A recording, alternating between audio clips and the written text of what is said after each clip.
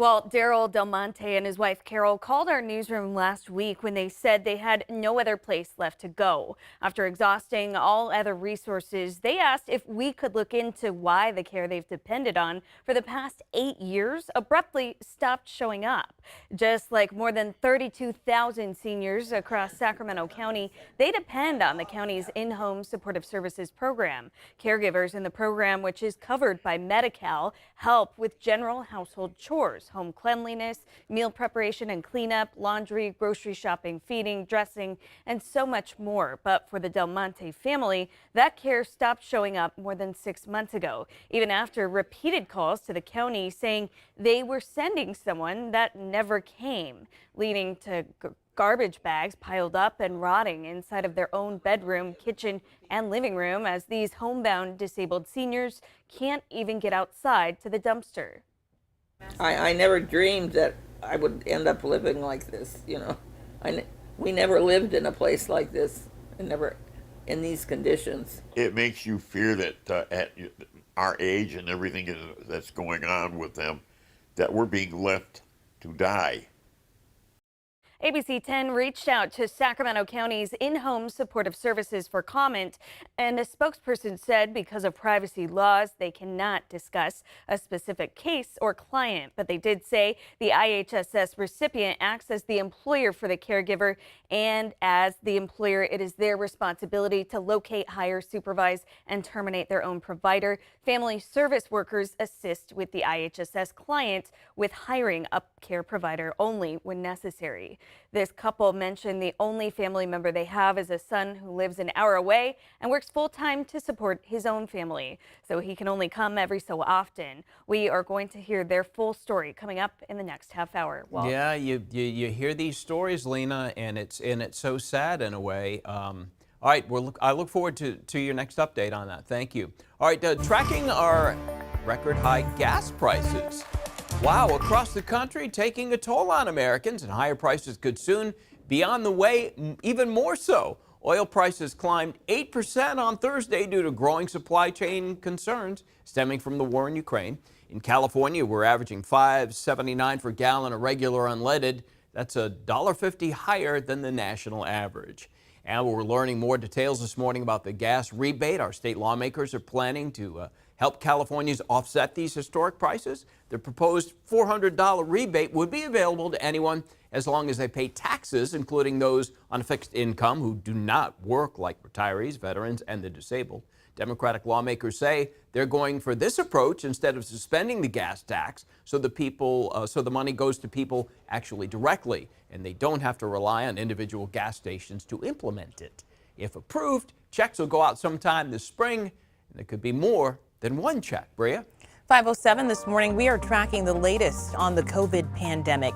Days after Pfizer announced plans to request approval for a second booster shot, Moderna has done the same, but for a much larger group. Pfizer's request was for people who are 65 and older, and Moderna wants to make that second booster available to all adults.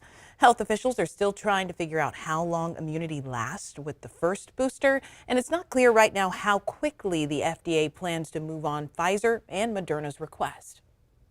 All right, turning now to a story that could impact the way the country deals with COVID, gas prices, and the war in Ukraine, the 2022 midterm elections. ABC 10's Karen Travers explains what's at stake. With the midterm elections less than 8 months away, President Biden and Democrats are fighting to keep their slim majority in the House and Senate. This off-year election, in my view, may be the most important off-year election in modern history. The president acknowledging his domestic agenda is on the line. We know the fundamental change that shifts if we lose the House and Senate. The only thing I'll have then is a veto pen. The midterms could be a major test of voter approval of President Biden and the strength of former President Trump's influence within the Republican Party. There are key Senate races in Pennsylvania, Ohio, North Carolina, Georgia, and Arizona, and highly anticipated governor's races in Georgia and Michigan. Republicans need to pick up just 1 seat to take control of the Senate and 6 seats to take over the House. History is not on President Biden's side. Typically, the party in power in the White House loses seats in a midterm election. Two big issues this year: the economy and inflation. Jobs numbers have been strong, but the fact is that the cost of living has gone up for Americans across the country. Look for Republicans to also highlight parental rights in schools, an issue that gained steam during debates about COVID closures and masking, critical race theory, and teaching about LGBTQ issues. GOP leaders also say this will be a referendum on the president and his party. This midterm election will be a report card on the performance of this entire Democratic government, the president, the House, and the Senate. But Democrats say they'll run on that record, pointing to the COVID relief plan and the bipartisan infrastructure law and how they help communities and families. It's rare to see foreign policy dominate a domestic election, but 2022 could be an exception if the war in Ukraine continues. People are feeling the costs of this war as we speak. And if it means higher gas prices, more inflationary pressures, more disruptions in the markets, that is a very bad thing for the party in power. Karen Travers, ABC News, Washington. All right, coming up right here on Morning Blend, can an American legally fight for Ukraine? And we'll get the answer for you coming up next. Rob. Okay, I think you're going to love the forecast for Friday. We're getting what we need on Saturday, which is rain, and then it clears up on Sunday. So a lot of variety in the next few days. Planning for today, though, we start off cool in the 40s, we end in the 70s. A great day ahead to kick off your Friday.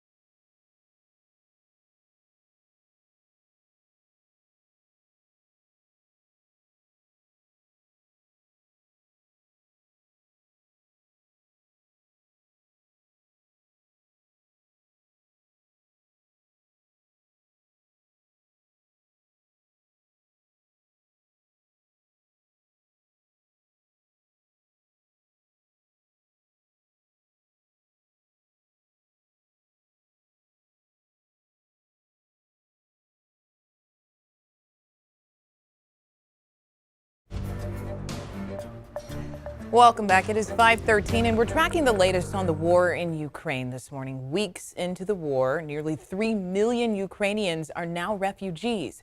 U.S. officials say as Ukraine's resistance stalls, the Russian advance on the ground continues. The Kremlin is now relying on longer-range missile systems, which are doing major damage across the country. And an ABC News source adds that generations of high-ranking members of the U.S. military, quote, are simply astonished how poorly the Russians have performed, end quote. Now there are fears about what President Putin's next move is.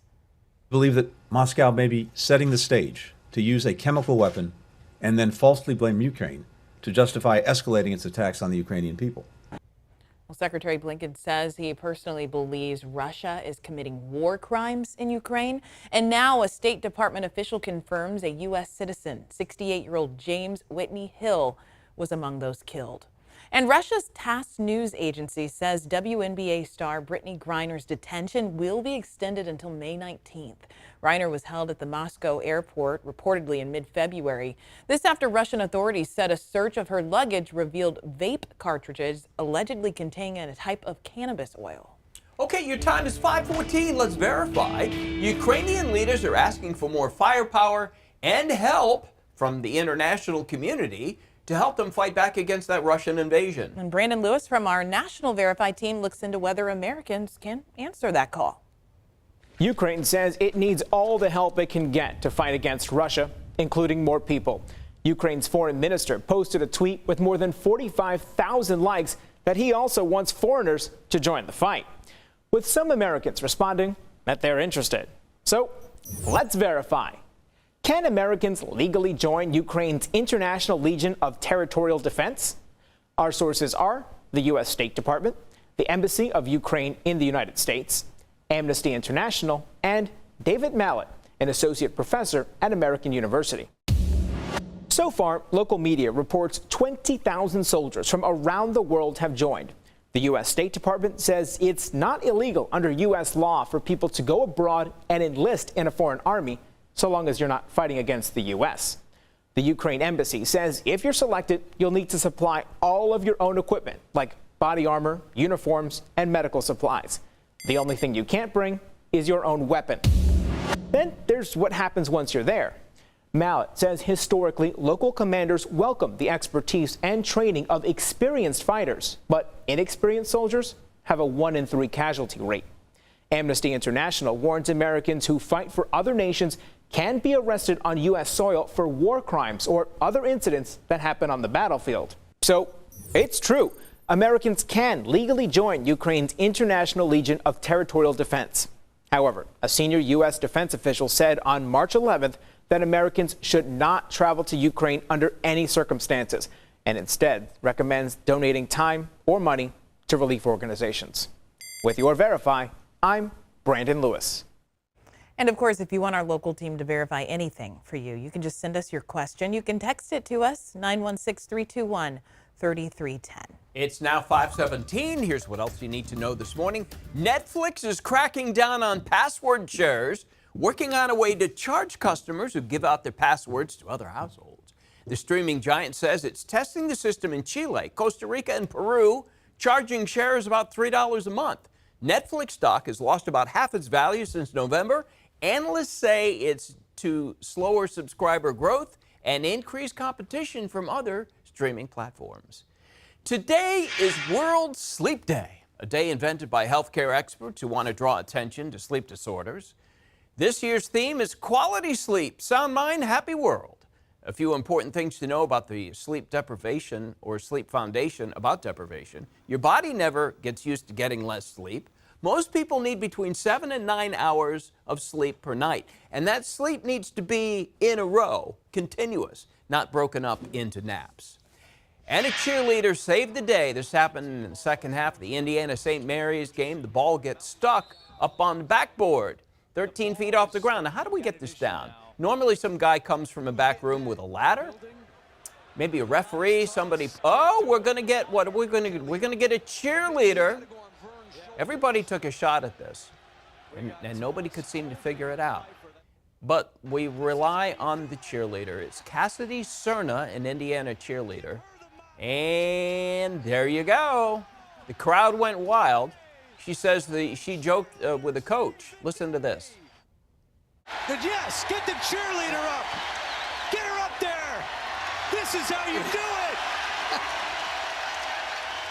Give her the mob. No, she's got it.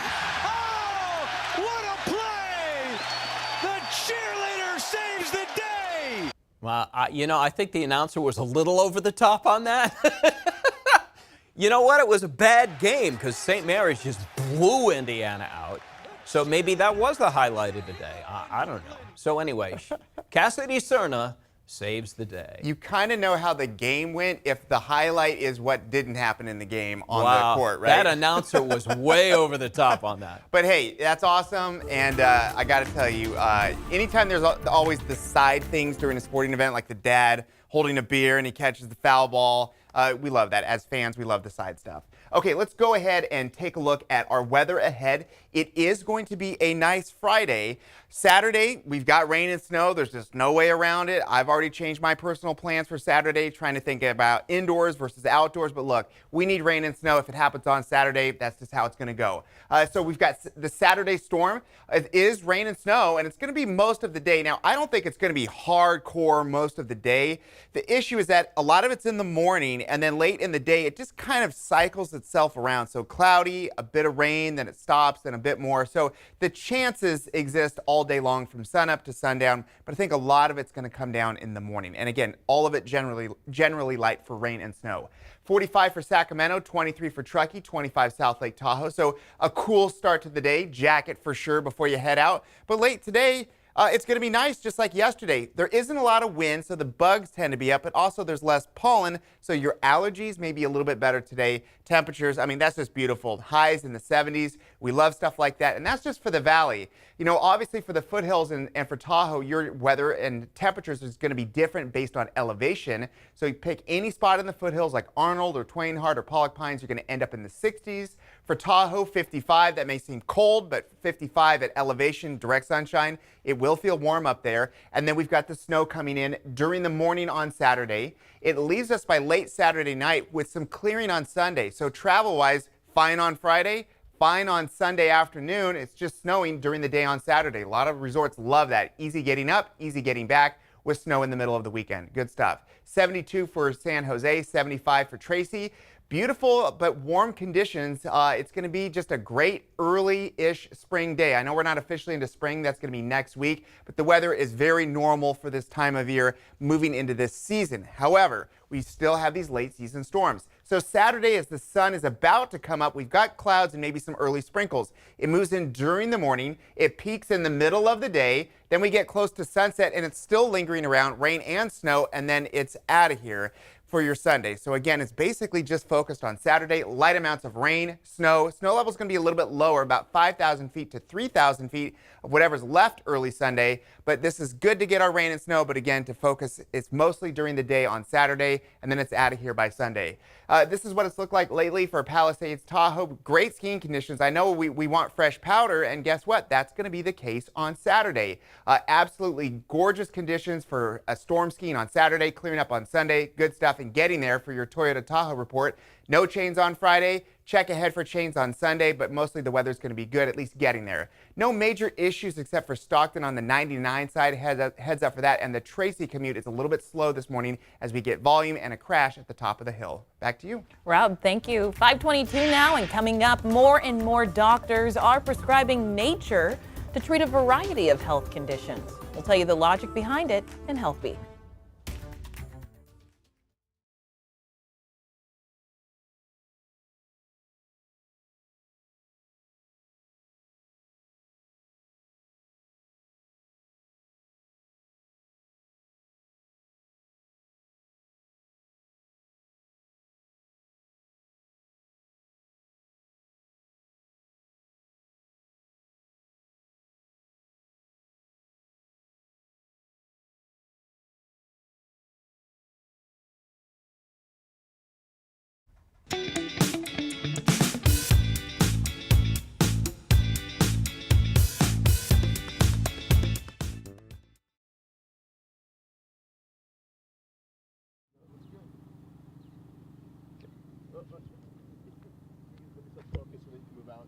Hey, Mike, check mark. 1, 2, 3, 4, 5, 6, 7, 8, 9, 10.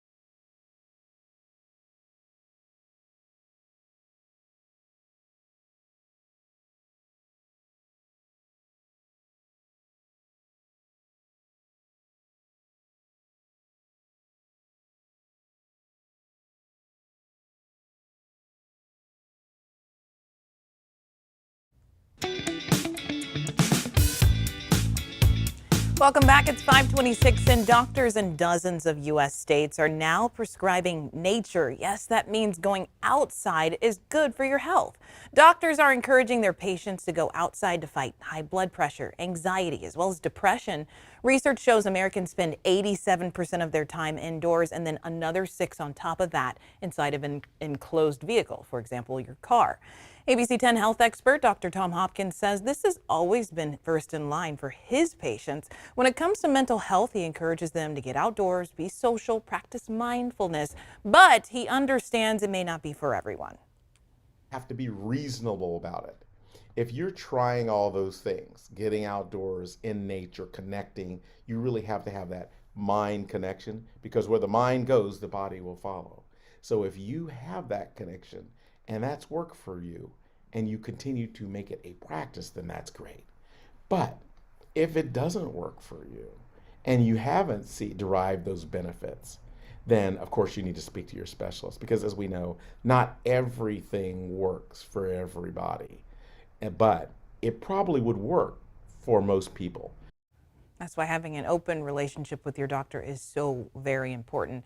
There's actually a couple of Park prescription programs here in the U.S. There's Park Rx America and the National Park Rx Initiative, both with the goal of helping more health providers integrate nature in their everyday recommendations. And you can find much more about these on my Facebook page. That's Bria Love TV. Coming up in the next half hour of Morning Blend, we're checking back in with Lena. 2 disabled seniors say a Sacramento County program has failed them after the care they depended on stopped showing up more than 6 months ago. We'll hear their full story and what the county has to say about it up next.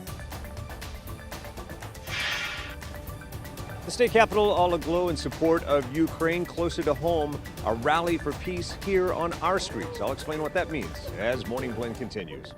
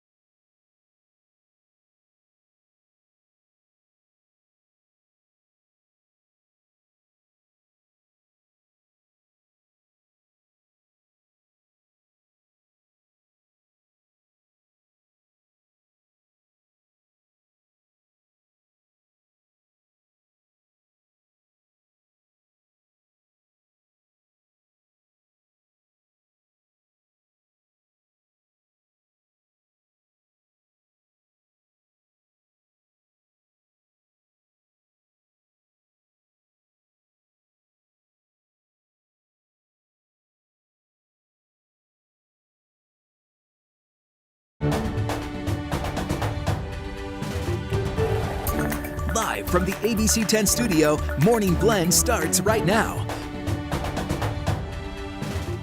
And welcome back to Morning Blend, everyone. I'm Walt Gray. I'm Bria Love. Thanks for staying with us. We have your weather and traffic coming up in less than 2 minutes. But first, let's get you up to speed on today's top stories. A second U.S. citizen was killed in Ukraine as the war with Russia rages on. The attacks are becoming more brutal. And today, President Biden is set to discuss the war with Chinese leaders to learn where Beijing stands. The war continues to send gas prices north, the cost of going back up, cost of oil going back up. More concerns are raised about supply. State lawmakers continue to debate how best to help Californians along with this. Details of their plan we'll share with you coming up in about 16 minutes. And it's official, the date is set for the Sac City Unified Teachers Strike. They've decided to hit the picket lines next Wednesday, March 23rd. This will give the teachers union and the district less than a week to negotiate and try to come to an agreement. And as of today, we are facing the 12th driest March ever. More than halfway through the month, and we are still more than 2 inches shy of average. Let's take a live look outside and talk a little bit of weather. We got the Golden One Center, Sacramento. The Boston Celtics coming in tonight to take on the Kings. Truckee, beautiful. Stockton looks good. So, Rob, what are you talking about for this weekend? We're going to have half and half. We're going to have half rain and half perfect weather. So it's exactly what we need. I wish we had more rain chances. In fact, going into next week, the only thing people are going to talk about is how really warm it is so early in the season. I'm talking mid-80s for everybody. So let's go ahead and focus on the now. Today is going to be a nice cool start to the day in the 40s. It is going to be a warm and dry Friday, but everything changes tomorrow morning with rain coming in pretty early, and the chances of rain, even though it's going to be light through the day, is pretty much all day long from sunup to sunset. So that may change some of your plans. If you could do something with only light rain, you might be able to pull it off, but just know that the forecast is still the same with rain coming in Saturday, and then you're going to have a dry Sunday ahead.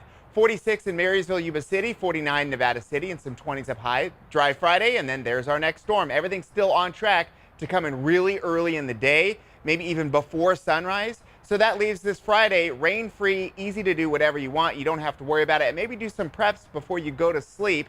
You might be bringing out a lot of things to enjoy the sunshine today. You put it away before you go to sleep tonight, because watch how early that rain starts to move in. Right around sunrise early in the morning through the afternoon, and then it should wrap up by late Saturday night. And your Sunday is a clearing day. It's going to be a great day ahead. So rain on Saturday, clearing on Sunday. Next week, it's all about the mid-80s. Quick check on traffic, which is starting to show a couple things.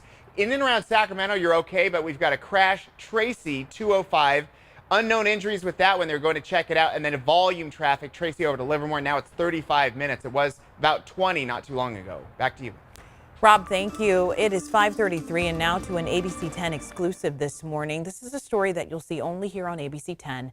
Seniors depending on Sacramento County's in-home supportive services program called our newsroom, saying the system has failed them after they did not get the care they needed for more than 6 months. ABC 10's Lena Howland's looking into the issue. She joins us from the studio this morning. So, Lena, what did you find out about this? Well, Bria, Daryl Del Monte and his wife Carol called our newsroom last week when they said they had no other place left to go. After exhausting all other resources, they asked if we could look into why the care they've depended on for the past 8 years abruptly stopped showing up. In a small Sacramento apartment, I never dreamed that I would end up living like this. Daryl and Carol Del Monte, married for 43 years, have transformed their living room into a bedroom. I suffer from spinal stenosis, and my wife had 2 knees operated on. This while more than 8 garbage bags rot in their own bedroom. The garbage can, which has been fermenting in there for about 2 weeks. Because even their own dumpster is too far out of reach for the disabled couple, now 81 and 78. We can't even get out to our mailbox now. Through Medi-Cal, they've spent more than 8 years relying on Sacramento County's in-home supportive services program. They're supposed to keep disabled seniors in their homes. So they do general things, you know, like take out the garbage, do the wash, run errands, shop for people. Coming a few hours each weekday, up until about 6 months ago, when they say caregivers abruptly stopped showing up. No call, no person, nothing. Never showed. And they're telling us that they just aren't getting that number of applicants. And our issue is that you need to go out and seek applicants. They've made call after call to complain, but still no help. Even getting this letter from the county's Child, Family, and Adult Services in response, saying although the county is responsible to assist in finding providers in the establishment of a registry and establish a referral system under which potential providers are made known to recipients, a review of their complaint was conducted, and they found there were no inconsistencies with IHSS and or public authority following California state mandates regarding service delivery. It makes you fear that at our age and everything that's going on with them, that we're being left to die. ABC 10 reached out to Sacramento County's in-home supportive services for comment, and a spokesperson said because of privacy laws, they cannot discuss a specific case or client. But they did say the IHSS recipient acts as the employer for the caregiver. Family service workers assist the IHSS client with hiring a care provider when necessary. It's embarrassing, but it's not our fault, really.